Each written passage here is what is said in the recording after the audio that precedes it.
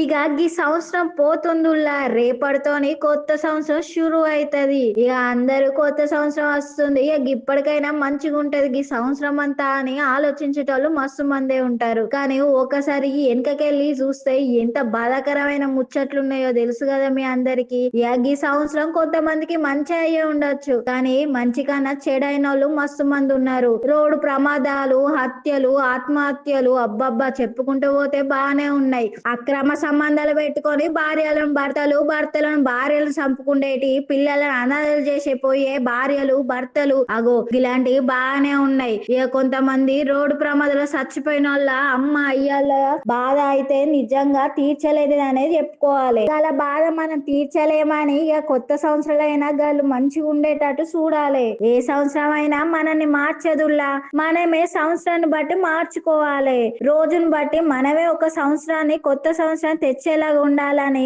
ఇక పోయిన దాని గురించి బాధపడుకుంటూ కూర్చోవద్దు కదా. అయినా అందరూ కొంచెం జాగ్రత్త ఉండుర్రి. కొత్త సంవత్సరం వచ్చింది కదా అన్ని మంచిగా జరుగుతాయని అనుకుంటుడు కూడా తప్పే కదా.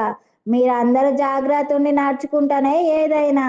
ఇక ఈ సంవత్సరాల్లో మీరంతా మంచిగా ఉండాలని మంచిగా జరగాలని కోరుకుంటున్నా. అందరికి కొత్త సంవత్సరం శుభాకాంక్షలు.